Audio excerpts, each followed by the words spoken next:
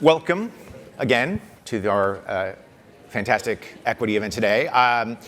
With me is Jonathan Koppell. He's been president of New Jersey's Montclair State University since August of 2021. I want to say at the outset that if I go gently on Jonathan, it's not because he's got a sponsor tag on his credential, it's because his mother is here. And I would like to acknowledge your presence. Thank you so much for coming, ma'am. Much appreciated. All right, Jonathan, we've heard a lot about higher ed already today. Some of the topics that we're going to tackle are going to be similar to some previous panels, but obviously you come to this as someone running an individual institution in higher ed. 4 years ago, a generation of high school seniors were effectively robbed of their graduation experience by COVID. I want to ask this pithily, but I understand that it's a deeply emotional question. Are the kids all right?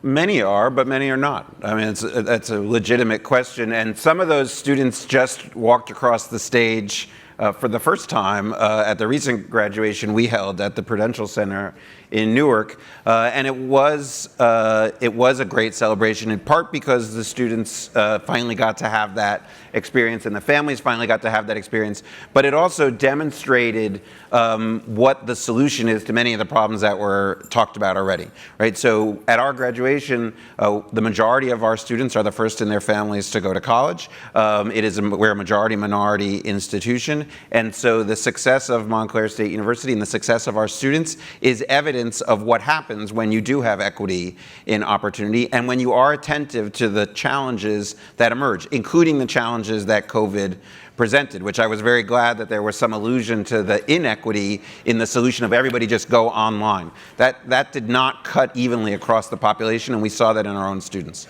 I will get back to the first generation college attendees, but I want to stay on the mental health of this generation a little bit because you are facing, the pandemic did not create the crisis in youth mental health, but it certainly worsened it. And you've written about this, and I read a couple of the things that you said that struck me.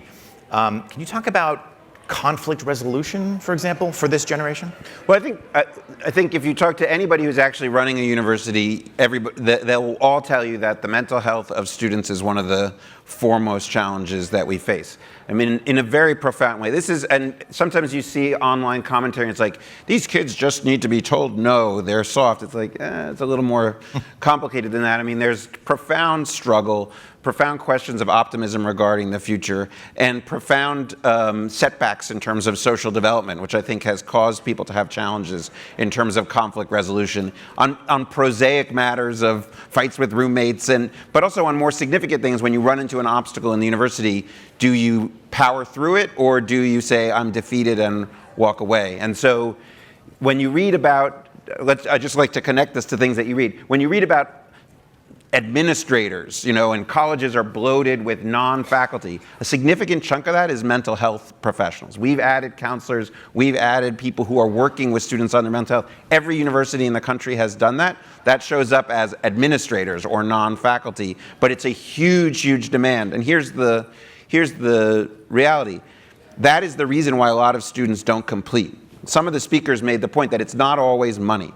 That is a huge reason why people get off the tracks towards their degree. And so if we don't address it, we're not fulfilling our mission to help students achieve their aspiration of a college degree. So as an administrator, though, you're not just churning out degree recipients, you're not just teaching inside the classroom. A huge part of college is that sort of socialization with your peers. Yes.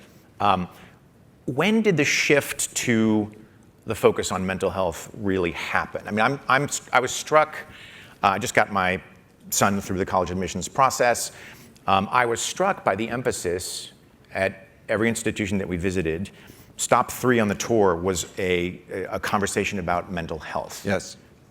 Not a factor back in the Coolidge administration when I was applying to college. But a very significant shift. I mean, every stop talked about academic support. That was familiar to me. Yes. But all of the, for lack of a better term, the mental health support, when did that shift really take place? There is an interesting thing. Over the last 20 years, in the times that I've been doing this kind of stuff, the idea that the university should be acting to some degree in loco parentis has really taken root. And funny things that I kind of, because I had a similar experience, students ask for their parents to have access to their grades.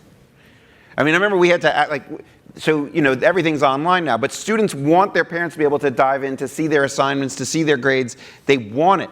And we as administrators who grew up with a different mindset were like, wait, they're complaining because their parents can't get in. Not every single one. I would rather have been burned alive.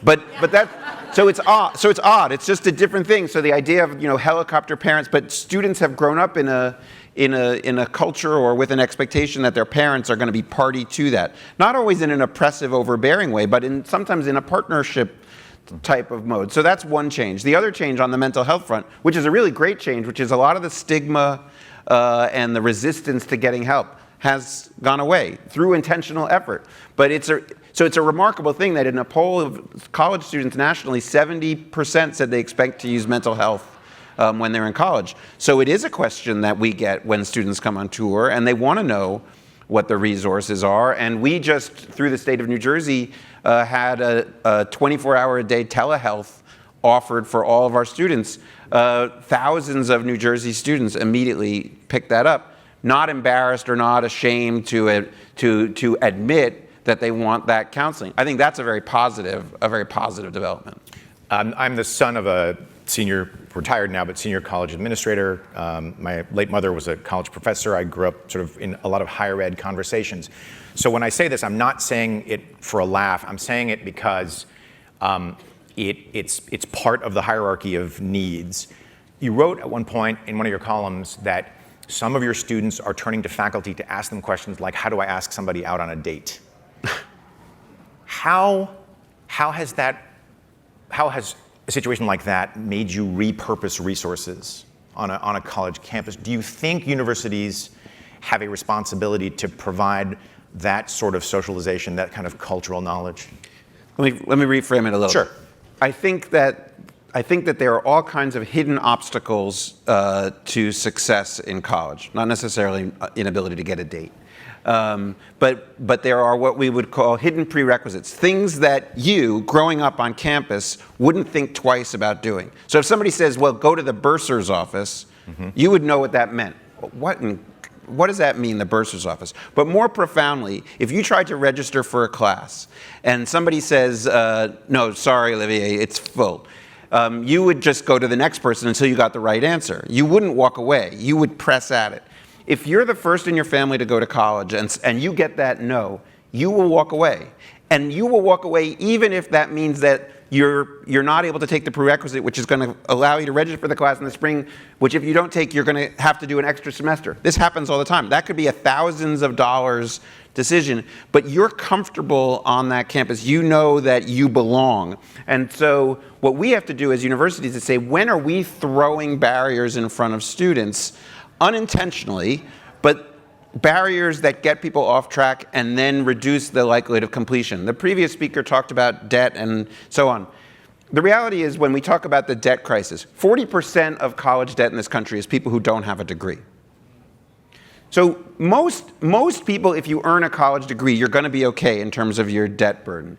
I can find a story of somebody who studied poetry and basket weaving, and now they're, yes, we can find those stories. But that's not the vast majority. The vast majority are people who get a degree. If you don't complete, however, it is true to say, you might be worse off than if you had never started at all. So when you have the conversation about is college worth it, the question is a college degree worth it? Absolutely. Every bit of data says a college degree makes sense. But that puts a huge burden on us as institutions to solve our own issues when we've gotten in the way of success. Not to pick on the poetry majors, but does the university have, does the higher education system have a responsibility to advise or steer students out of those kinds of specializations, whether they're majors or concentrations, into things that have more practical applications? No. I don't think so. I think we have a responsibility to help students think about their future, and there are plenty of people who do very well with poetry degrees. If you look at CEOs, they have history degrees, they have philosophy degrees. But we can't absolve ourselves of responsibility for students to think about their future and to help prepare them to that, to talk to the poetry student about how to use the skills that they've acquired in the course of studying in that topic area to get a job and have a future. There still remains within some universities, I think, a resistance to this idea. They'll say, well, we're not a trade school, and it's not my job to help we're not a job placement agency. And it's like, well, wait a second. The idea that wasn't our problem was very appropriate in the 19th century when only the elite of the elite of the elite earned a college degree. But once you make higher education more accessible and more inclusive, you have to accept the responsibility that the population you're serving doesn't have a future guaranteed, and they are worried about how they're going to pay for the degree that they just acquired. And so it's our responsibility to help them acquire the skills and the mindset to take care of themselves post-graduation. That doesn't mean you have to study a STEM. But it does mean that we have to be participants in that process for the students. Jonathan, you alluded to first-generation college attendees. That is something that every university that my family visited talked about, the importance of bringing in first-generation. You wrote something really perceptive about that phenomenon, though, which is that a first-generation college student is also likely to turn into a first-generation professional. Yes. And I know I'm being a little repetitive here, but how does that shape Montclair University's mission? It's huge, and it builds on what I just said. And I didn't think about this myself until somebody said it to me several years ago, and they said, this person you're so proud of that, how are you preparing them for jobs that nobody in their family has had and experiences that nobody in their family has had? And it actually made a big impression. And I've heard stories now over the years. I met one person who, just by luck, was off to go to his job interview in the fabulous 70s, and his professor grabbed him as he was going in his neon green tuxedo to a job interview because he's like, it's the only suit I have. And I was like, stop, don't do that. You have to prepare people for that reality. I mean, I've met with students and talked to them about schmoozing. Like, everybody here knows how to schmooze. You're all talking to each other. Like, people you don't know, you walk over to them and say hi. Like, that's a profoundly weird thing to do. But that's how you succeed in the world. So you actually have to be self-conscious of that. We're extremely proud that we are, to the theme of the conference, we're in the top 10 universities nationally for social mobility. Now, it's partially because our students graduate at a rate that vastly exceeds what the demographic prediction would be. The sad reality is if you want one data point to predict whether somebody's going to graduate from college, don't ask what their grades were in high school, ask what their family income is. That's reality. Our students I don't know whether to clap for that or not, right? But that is reality. So our students graduate at 15 percentage points higher than you'd expect given the demographics of our population. And then they go out and they earn at a marginally beneficial rate given their Montclair degree, such that they pay off whatever costs they have in under 2 years. That puts us in a very rarefied territory. I think that's because we're self-conscious about designing an educational experience that prepares them for after college. Lots of hands-on learning experiences, lots of engagement, not education as an abstraction, but high-quality education that goes with the accessibility. One without the other doesn't really do it. I mean, I've mentored young journalists for years now, and I'm struck by the value, the high value of a simple piece of advice like, you gotta write a thank you email after that informational interview. Now, some of that's generational. They might send a punctuationless, uncapitalized text, but you got to teach them to do these basic things. This idea of a cultural learning experience at university. You're not just getting a physics lab. You're not just getting an accounting class. You're also getting all the socialization. The schmoozing, for example, I think is super important, and sometimes gets lost. It's not just about getting equity and access to education. It's also all these other needs, and that's why I wanted to. But all those things are tied to equity, right? So a lot of those experiences come through internships. Like, everybody talks about internships, and everybody knows, well, but if you can't, who gets to do an unpaid internship? It's not somebody who has to have a job to support their family. That's our students. I would love to be able to pay for all of our students to have internships, but they can't all do it. We do a lot, but we are hamstrung by the finances of all this. And I want to take a big magic marker and underscore Ivory's comments from the last panel, because yes, it's on the students to some degree, but it's on all of us. We all know that the opportunities for people with degrees from the right universities are different than the opportunities for people from degrees from Montclair State University and other fine universities like ours. I'm not singling us out. We have to change the heuristics by which we judge people and not put a premium on exclusion. Right? That's what those schools are. Those schools are about exclusion. The first thing they want to tell you is how many people they reject. By the way, not how big a difference the education that you get at those schools makes in their life, but that they were chosen while most people were not. That's what those, we have to reject that and say, well, what is the quality of the human being? What did they accomplish? What do they bring? Don't look at the pedigree. The reality is that the marginal changes in who gets into the Harvards, the Yales of the world, that's not going to achieve equity in this country. It's nice, it's better if they're more accessible, but it's going to be how we create opportunities for people who go to the vast majority of institutions which are not premised on exclusion.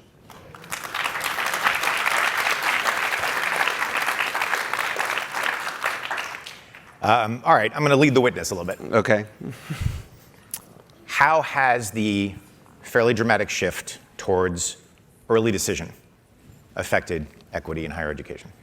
It doesn't affect me at all, right? I mean, the reality is for an institution like Montclair and the vast majority of institutions, we are trying to make ourselves broadly accessible, and the FAFSA debacle has a much bigger effect on our students, quite frankly, than the early decision and the things that affect the rarefied universe of those things. I think what those types of changes do, though, is make plain that these institutions are seeking to advance their own interests, right? That they're trying to manipulate the rules so that people make commitments, and I think it illustrates the gamification of the entire college admissions process, and the way in which we're all willing participants in it.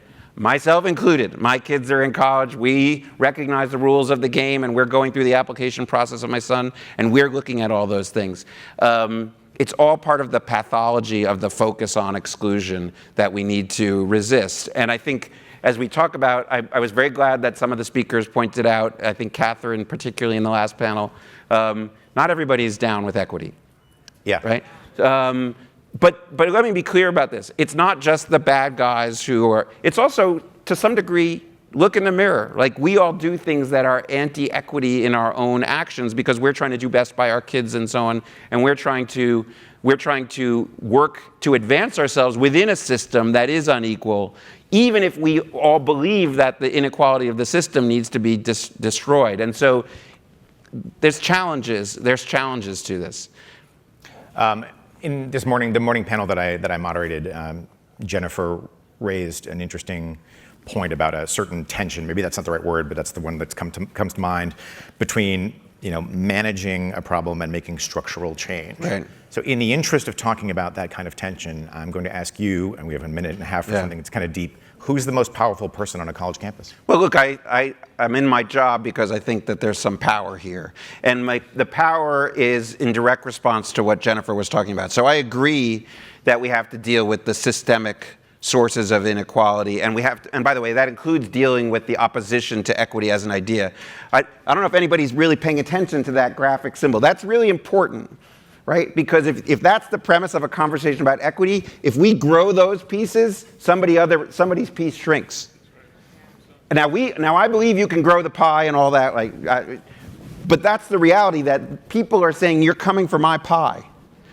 And so if that's the reality, then you have to recognize that not everybody's going to be in favor of that.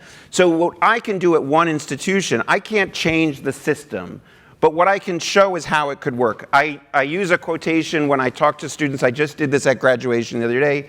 It rings in my head all the time. Cicero said, criticize by what you create. We have lots of criticism on these phones that everybody's texting and commenting and thumbs down and all that. Enough, we don't need any more of that. Build what you think should be. So that's what we're trying to do at Montclair, and everything that we're doing is saying, how have we designed ourselves in a way that doesn't advance that? I'll give a minor example, but why do we have 3 months off in the summer? Like, so that people can go and work on their farms? Our students aren't going to the Hamptons, I can tell you that much.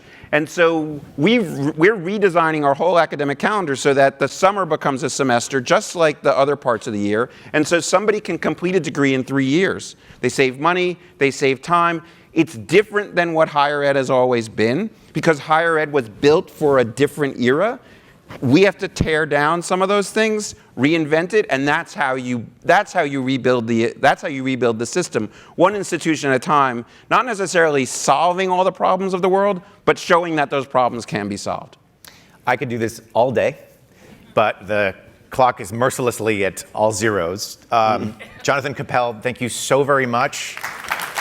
Thank you. It's really great. Thank you, Ollie.